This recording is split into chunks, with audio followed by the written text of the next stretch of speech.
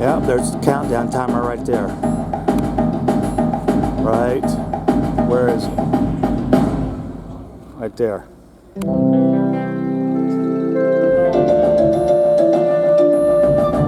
38 seconds.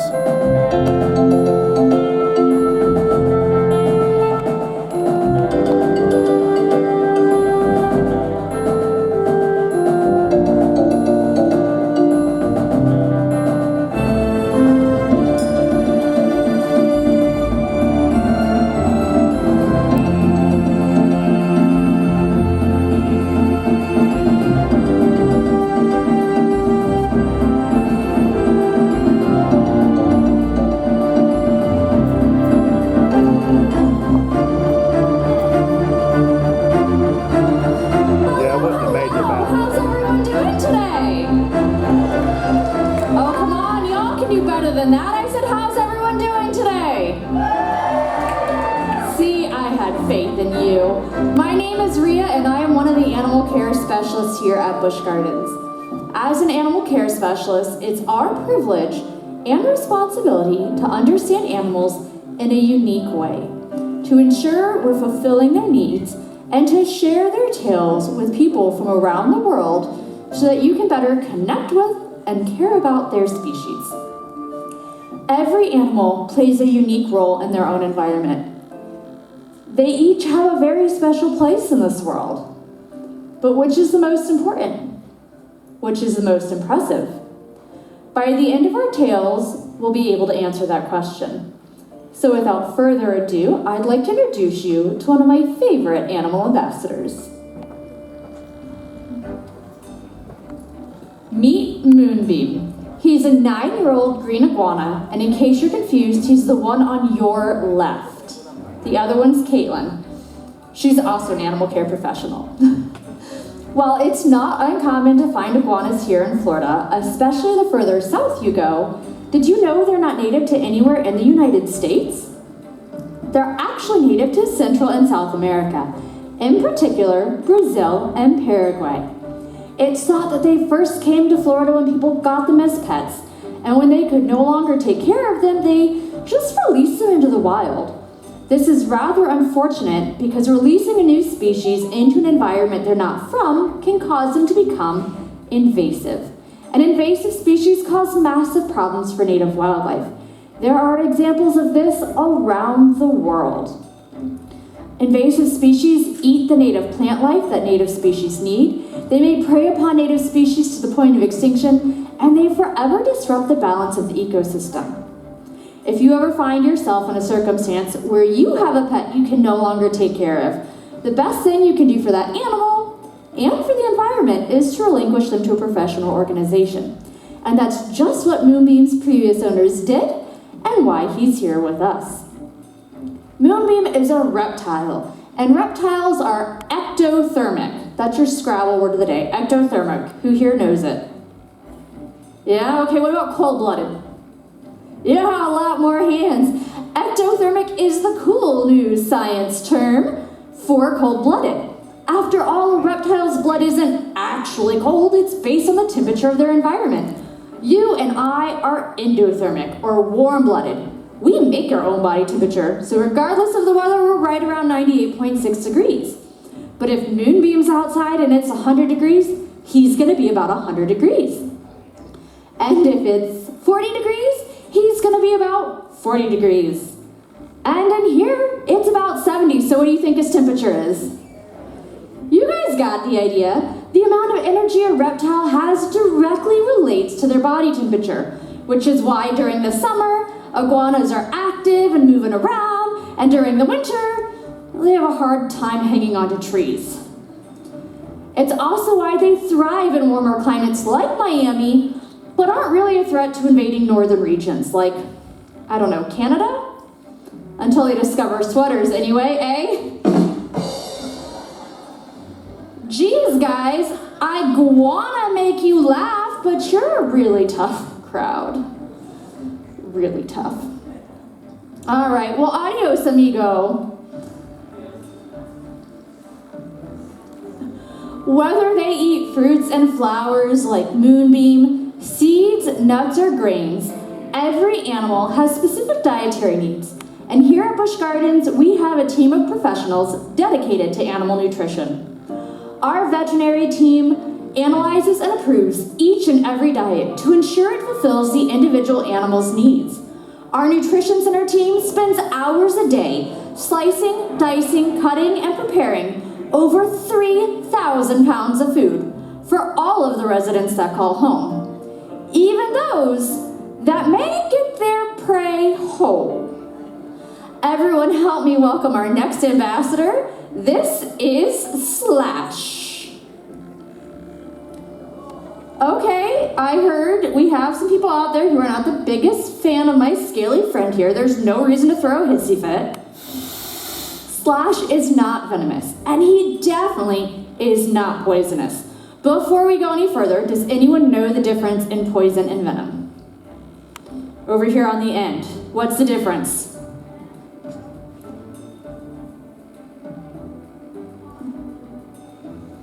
Okay, so you think it's about how potent it is? One can kill you and the other just makes you sick? Anyone want to add to that? What do you think?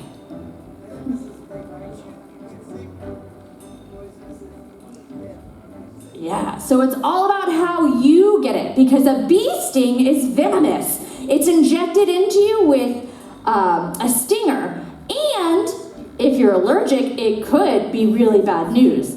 But for other people, it could just be an irritation. So venom is injected through like a fang, a barb, or a stinger, and poison is ingested. Maybe you eat it, drink it, or it gets absorbed through your skin. Regardless of where snakes are found, the vast majority of them are non-venomous, and even fewer are truly poisonous. The most notable is probably the tiger keelback, which is found over in Asia. While we're speaking of snake bites and biting snakes and whatnot, where do you think most snake bites occur? What body part? Head, shoulders, knees, or toes? Knees. Knees and toes, yeah, I tricked you. No, a lot of people think that you're walking along and you step on a snake and it bites you, or it just ambushes you out of the bushes. Ambush, haha, get it? I didn't do that on purpose. And that's not actually the case. A snake's first instinct is going to be to slither away from us. But if you're curious like me, you may want to boop the noodle on the snoot, or if you're not so curious, you may be trying to shoo it away. Either way, you're putting your hands and fingers in their personal space, and that's where most snake bites occur. So the best thing you can do if you see a snake in the wild is take a picture, but keep your hands to yourself. Speaking of take a picture, let's see if we can get a close-up on Slash's face there. He's a little hard to see because his is a dark purpley black color, but he's sticking that tongue in and out. Does anyone know what he's doing? He's checking to see if Savannah remembered her deodorant. You're absolutely right. He is smelling. She did. That tongue is going to help them understand everything that's in their environment. They're going to use it to gather scent particles and bring it into something called a Jacobson's organ that helps them to know if there's predator, prey, and what's going on around them. And because that tongue is forked, it even gives them directionality. They can tell if the rat went right or left and which way that they need to go to find their dinner tonight.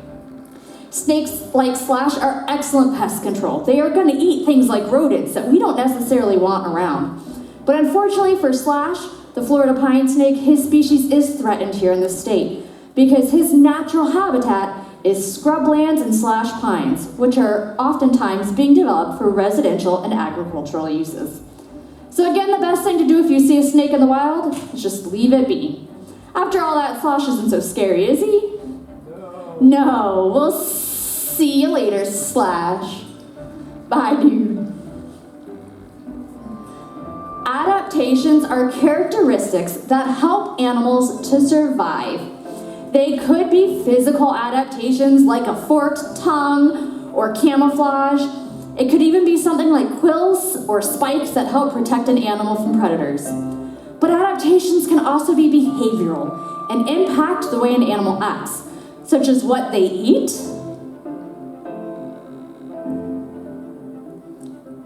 or the way they socialize. While some animals are going to prefer the solitary life and live either by themselves or in a very small group, Other animals are much more social and are going to live in large family units. These adaptations not only help the animals to survive, they also help their ecosystems to thrive, which is definitely the case with our next ambassador. Everyone help me give our next one a warm welcome. This is Mel. Looking at Mel, what do we think he's related to? Porcupine, great guess. They do share a similar adaptation. Both porcupines and echidnas have these quills that help to protect them from predators. However, he's most closely related to the platypus. Yeah, both species are from Australia, and even though they're mammals, both species lay eggs. That's right, female echidnas lay eggs. We're not echidnaing you about that. Can we cue a laugh track or something? Here it is. Mel was born, or hatched, I suppose, right here at Busch Gardens in Tampa Bay. Busch Gardens is proud to have one of the most successful echidna breeding programs in the entire world, even though there's not a whole lot known about echidna reproduction. What we do know is female echidnas lay one egg at a time in their very own pouch. And after 10 days, the baby hatches. Does anybody know what a baby echidna is called? Guess is kid, great guess. You'd think echidna, but they're not. They're actually called puggles. A puggle, I know, it's probably one of the cutest names for a baby. The puggle's gonna spend the next 50 days with mom, and during that time, mom's gonna dig a den to keep her and her little one safe. Speaking of digging, let's see if Mel will let us check out the nails on him. Oh, those feet right there, those are made for digging, and that is exactly what they do. One echidna in 1 year can move more than 7 tons of dirt. This is going to help them to not only find their food, which is going to comprise mainly of insects, it also helps them to escape from predators. But it helps to till the soil in Australia and keep their ecosystems healthy. So just by being the unique little creatures they are, they have a huge impact on their world. All right, everyone say, good day, mate, to Mel.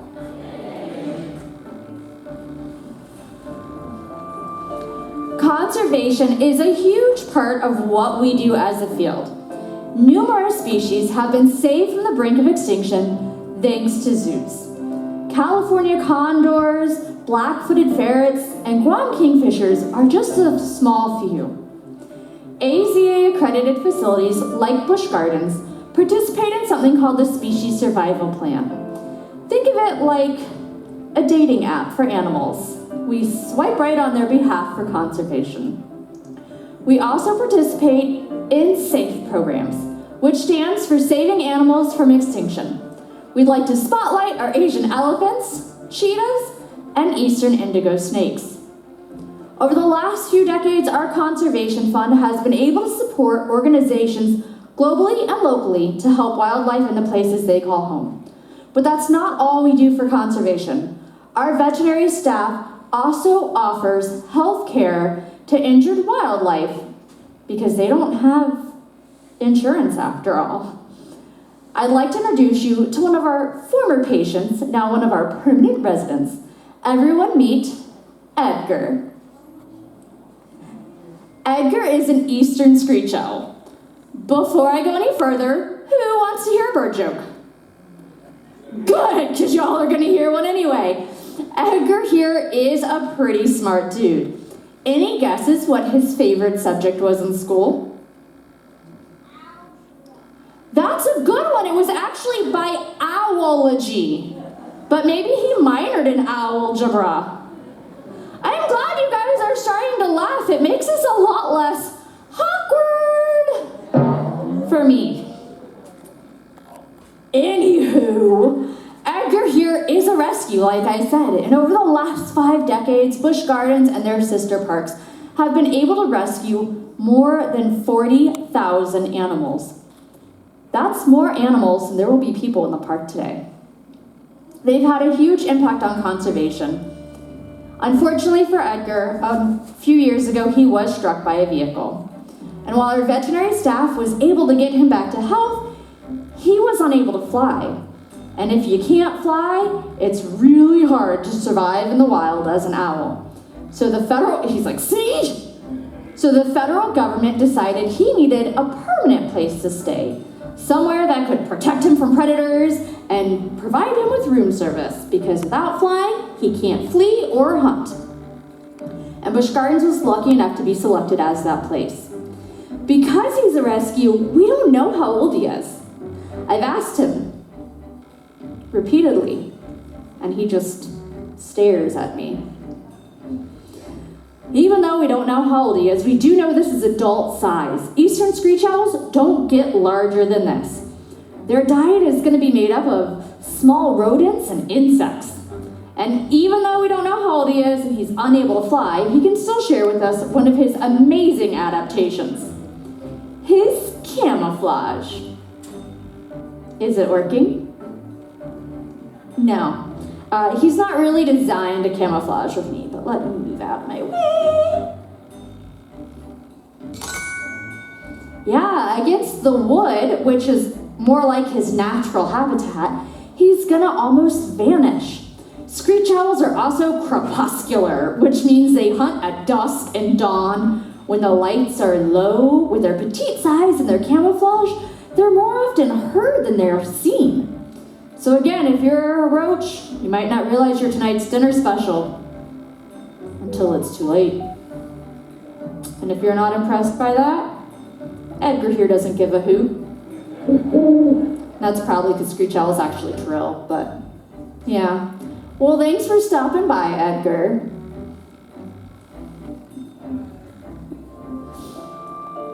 Positive reinforcement is a pretty simple concept.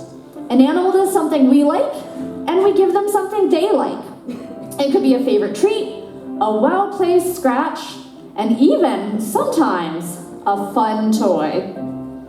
Positive reinforcement training allows us to build trusting relationships with our animals. It gives them the ability to have choice and control over what they do. It allows us to teach them pretty complex behaviors that you're going to see here and that you may have seen throughout the park. It also allows animals to be part of their own healthcare team. Did you know you can train a crocodile to get on a scale? With that, I cannot wait to introduce you to our next ambassador. He's quite a humble dude. He's not one to toot his own horn. It should be funny, hopefully, in just a moment. Scientists around the world are studying animal intelligence, their ability to complete puzzles and problem solve. And with that, I'd like to introduce you to Baraka. Baraka is our southern ground hornbill. Get it? Horn?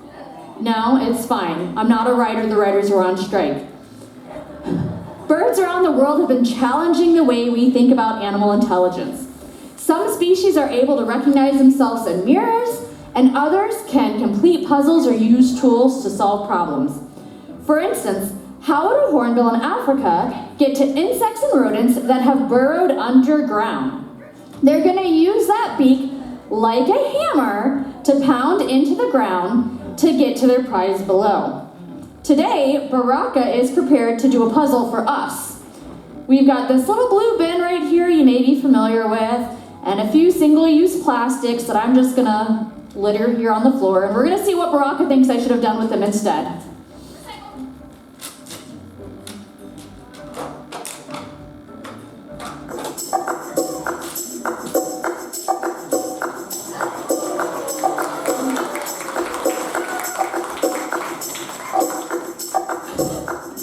He's like, hold on, I dropped a piece. I got it. He's also our cleanup crew. Thank you, Baraka. All right, recycling is just one of the many things we can do to help animals locally and globally. Can anyone think of any others? We can compost, use reusable shopping bags, make sure when we're purchasing products they're made with sustainable palm oil, And if you like seafood, making sure it's sustainably sourced. We've met quite a few amazing animals today, and there are even more amazing animals throughout our park. But which was the most important? Which was the most impressive? Was it Moonbeam, who has yet to discover sweaters, so he's hanging out in Miami? Or what about Mel, moving 7 tons of dirt in a year? Who thinks it's the crocodile that learned how to get on a scale? How many of you think that they're all unique? And because they're each different, they're all important? Yeah, they each play a critical role in their own environment. They all have a very special place in this world. And so do you. We all have unique skills, strengths, talents, and tales to tell that make us part of this world together. Whether you're inspired to become the next great conservationist, a zookeeper, a veterinarian, or just changing habits at home, you have the ability to have a huge impact on this world. In fact, by being here today, you already have. When you come to Busch Gardens, you help to support conservation, education, rescue, and research. And you allow us to do what we do best each and every day: celebrate and care for this world we all share. On behalf of my coworkers, both humans and animals, we hope you have a great rest of your day here at Busch Gardens. Goodbye.